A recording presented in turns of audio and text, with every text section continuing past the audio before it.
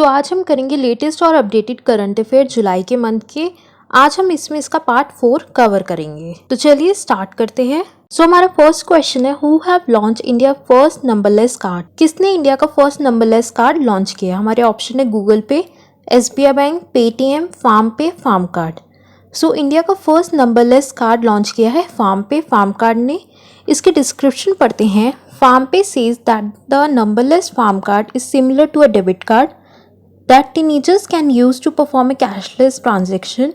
It aimed to relieve parents from the trouble of giving physical cash or debit or credit card to their children. ये farm पे का Fam card इसलिए launch किया गया है कि जिससे पेरेंट्स अपने बच्चों को फिजिकल कैश देते थे वो फिजिकल कैश देना बंद कर दें और वो उनके कार्ड में ऐसे पैसे रख दिया करे कि जिससे कि वो कैशलेस ट्रांजेक्शंस कर सके। एक तरफ से ये कैशलेस ट्रांजैक्शंस को इंकरेज करने के लिए भी ये कार्ड लॉन्च किया गया है। सो कौन सा कार्ड है? फार्म पे का फार्म कार्ड। नेक्स्ट क्वेश्चन है, who is appointed as the chairman of the technical advisory committee of NFRA। किसे अपॉइंट किया गया as the chairman of the technical advisory committee of NFRA? NFRA की full form क्या होती है? National financial reporting authority. किससे appoint किया गया है? हमारे ऑप्शंस है हर्षवर्धन, प्रोफेसर आर नारायण स्वामी, पल्लव मोहपत्रा और राकेश शर्मा। किसको अपॉइंट किया गया है? चलिए ऑप्शंस के थ्रू ही पढ़ते हैं। हर्षवर्धन कौन है? इन्हें अभी he is the executive board chairman of WHO। ये एग्जीक्यूटिव बोर्ड चेयरमैन है WHO में हर्षवर्धन जी। ठीक है। प्रोफेसर आर नारायण स्वामी के बारे में भी पढ़ते हैं। पल्लव मोहपत्रा कौन है? ये सेंट्रल बैंक ऑफ इंडिया के CEO है। और राकेश शर्मा कौन है? ये IDBI बैंक के CEO है। ठीक है। राकेश शर्मा कौन से बैंक के CEO है? IDBI बैंक के। IDBI बैंक की फुल फॉर्म क्या होती है? Industrial development bank of India. बहुत बारी बैंक के एग्जाम्स में पूछा जाता है कि what is the full form of IDBI and its full form is industrial development bank of India. So हमारा ऑप्शंस में क्या बचा? Professor R Narayan Swami. So किसको अपॉइंट किया गया? प्रोफेसर आर नारायण स्वामी को। चलिए प्रोफेसर आर नारायण स्वामी के बारे में भी थोड़ा सा पढ़ लेते हैं। डिस्क्रिप्शन में पढ़ते हैं।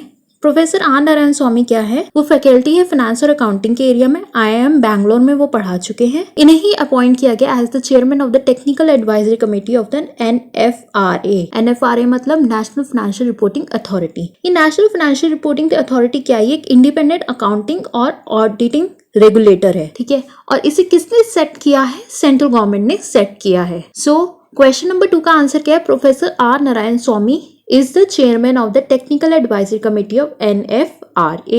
So question number 3 क्या आता है? Who is appointed as the MD and CEO of SBI General Insurance? किसको अपॉइंट किया गया as the MD and CEO of SBI General Insurance? हमारे ऑप्शंस है दिनेश कुमार खरा, प्रोफेसर आर नारायण स्वामी, C है प्रकाश चंद्र कांडपाल, D है अश्विनी कुमार तिवारी। तो बताइए किसको अपॉइंट किया गया as the MD and CEO of SBI General Insurance? तो हमारा करेक्ट आंसर है प्रकाश चंद्रा कांडपाल को अपॉइंट किया गया as the MD and CEO of SBI general insurance. आप इनका फोटो भी देख सकते हैं। सो चलिए अब डिस्क्रिप्शन में पढ़ते हैं कि प्रकाश चंद्र कांडपाल जो है अपॉइंट किया गया as the chief general manager on deputation from SBI is the deputy CEO of SBI general insurance company limited effective from June 6, 2019। He started his career as the PO at SBI in 1987। इन्होंने अपना career कैसे start किया था? PO मतलब probationary officer की तरह start किया था SBI में 1987 में। और देखिए आज ये SBI जनरल इंश्योरेंस में MD और CEO है। ये एक बहुत ही बड़ी इंस्पिरेशन है कि इन्होंने कहाँ से अपना करियर स्टार्ट किया और ये कहाँ तक पहुंचे। ये बहुत बड़ी बात होती है। सो हमारा करेक्ट आंसर क्या है? प्रकाश चंद्र कांडपाल, जिन्हें अपॉइंट किया गया as the MD and CEO of SBI general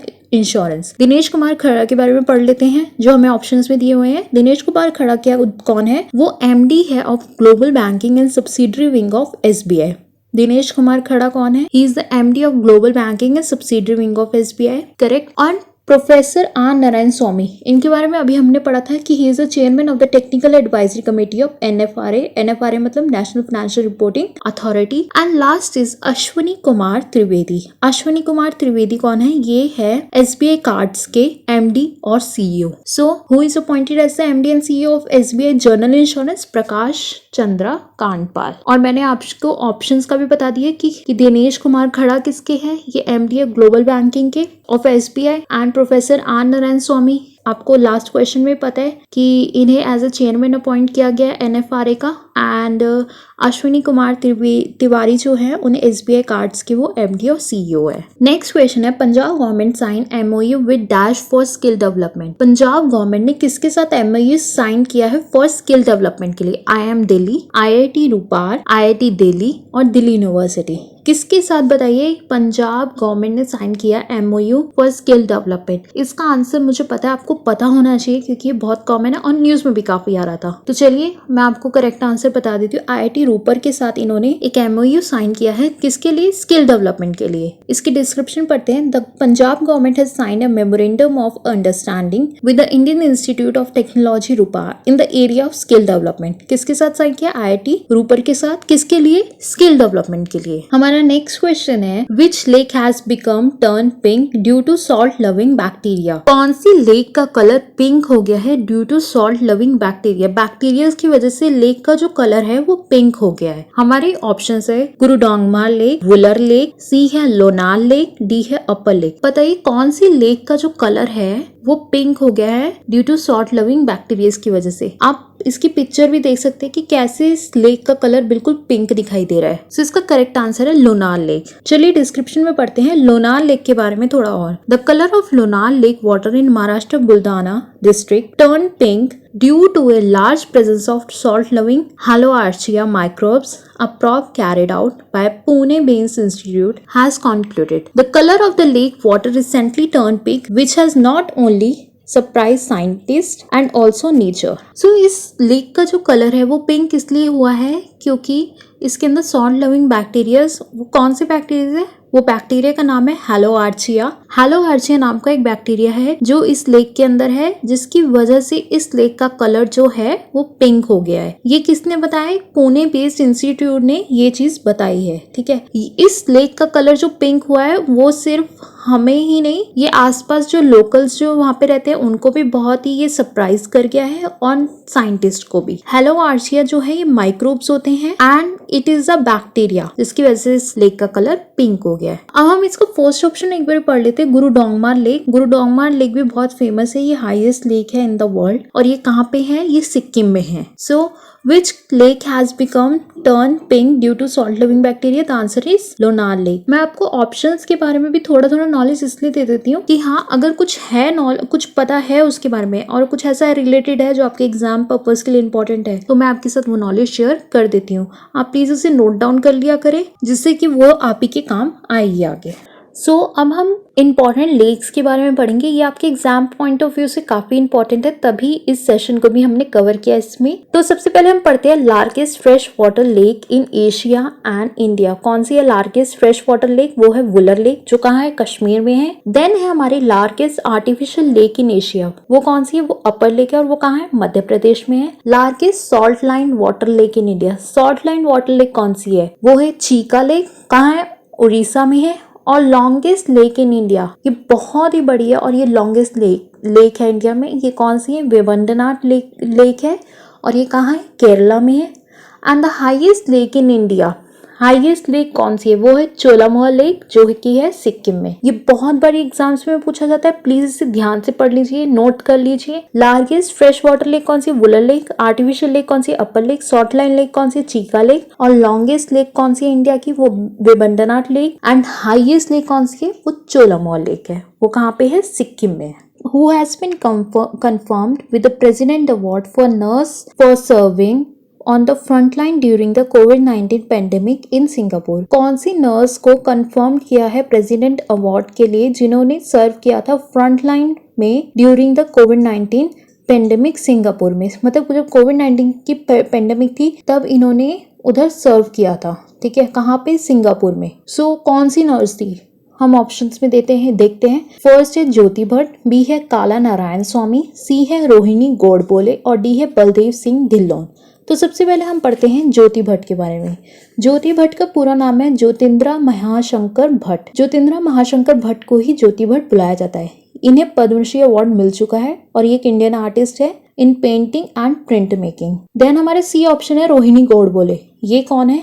ये है academic professor at the centre for high energy physics और इन्हें भी पद्मश्री अवार्ड मिल चुका है। देन है हमारा डी ऑप्शन बलदेव सिंह ढिल्लोन, ये एक एग्रीकल्चरल साइंटिस्ट है और इन्हें भी पद्मश्री अवार्ड मिल चुका है। तो अब हमारा ऑप्शन में क्या बचा, काला नारायण स्वामी।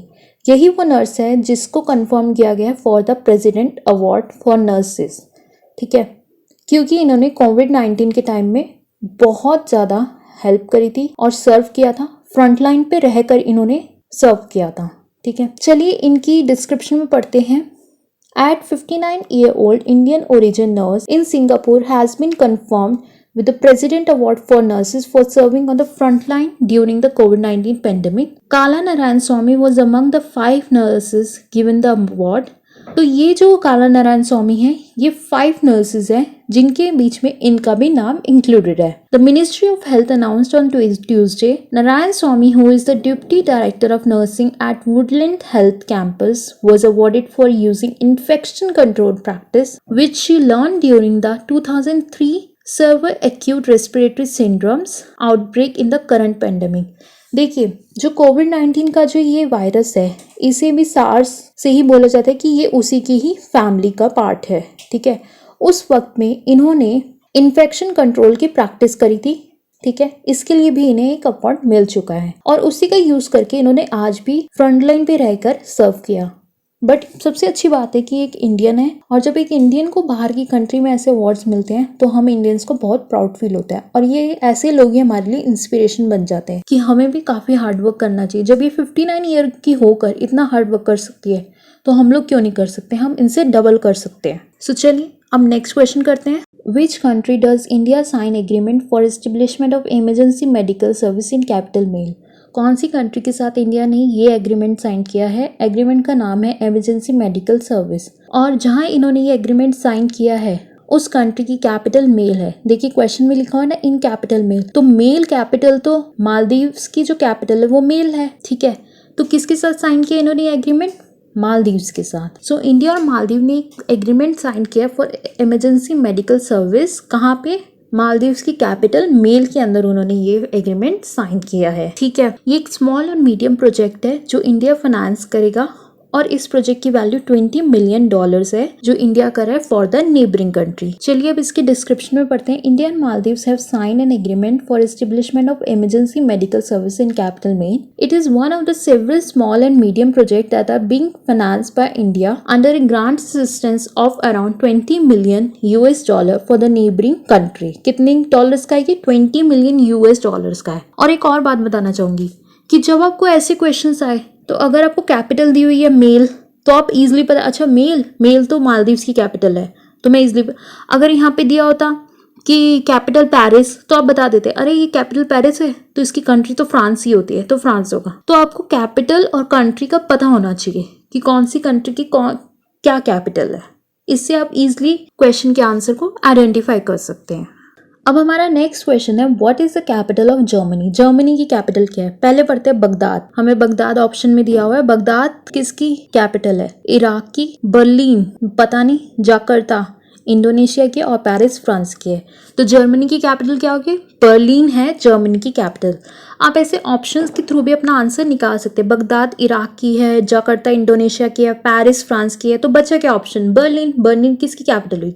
जर्मनी की। नेक्स्ट क्वेश्चन है When is the Nelson Mandela International Day celebrated? Nelson Mandela International Day कब सेलिब्रेट किया जाता है? 21 जुलाई, 11 जुलाई, 18 जुलाई और 1 जुलाई। 18 जुलाई को Nelson Mandela international day celebrate किया जाता है, ठीक है। ये एक ऑनर है जो हम नेल्सन मंडेला को देते हैं, ठीक है, ऑन हिज बर्थडे। तो चलिए डिस्क्रिप्शन में पढ़ते हैं। Nelson Mandela international day is an annual international day in honour of Nelson Mandela celebrated each year on 18 July, Mandela's birthday.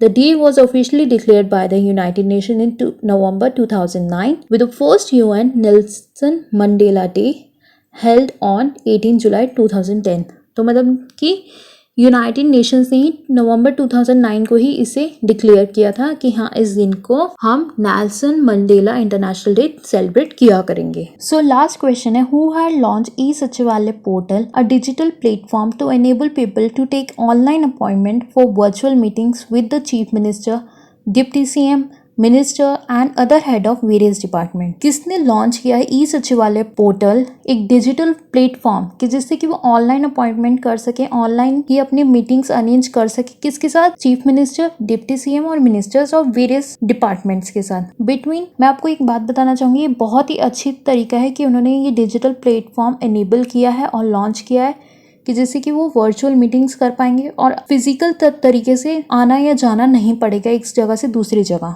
Online से ही हमारा सारा काम हो जाएगा। तो हमारे ऑप्शंस है, हमारे ऑप्शन है Haryana chief minister Manohar Lal Khattar, B option है Delhi chief minister Arvind Kejriwal, C option है Odisha chief minister Naveen Patnaik, D option है गुजरात चीफ मिनिस्टर विजय रूपानी। तो बताइए किसने ई सचिवालय का पोर्टल लॉन्च किया है कि जिससे वो डिजिटल परफॉर्म कर सके, एनेबल कर सके लोगों को कि जिससे वो ऑनलाइन अपॉइंटमेंट ले सके वर्चुअल मीटिंग्स के लिए। तो ये एक बहुत ही अच्छा पोर्टल है जो लॉन्च किया है।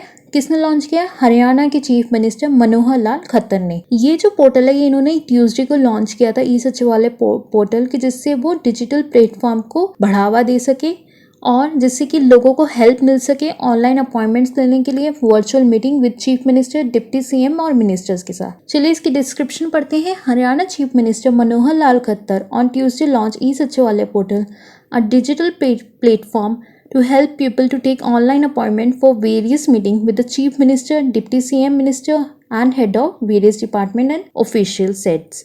So ये बहुत ही अच्छा है कि उन्होंने ये इनिशिएटिव लिया है ई सचिवालय पोर्टल का। किसने लिया? हरियाणा चीफ मिनिस्टर मनोहर लाल खट्टर ने। इसके ऑप्शन से आप एक और चीज़ लर्न कर सकते हैं कि गुजरात के सीएम कौन है? विजय रूपानी। उड़ीसा के सीएम कौन है? उड़ीसा के नवीन पटनायक। और दिल्ली के तो आपको पता ही है। ये था हमारा आज एक छोटा सा सेशन। प्लीज़ इस चैनल को सब्सक्राइब करिए, वीडियो को ज़्यादा से ज़्यादा शेयर करिए और वीडियो को लाइक भी करिए।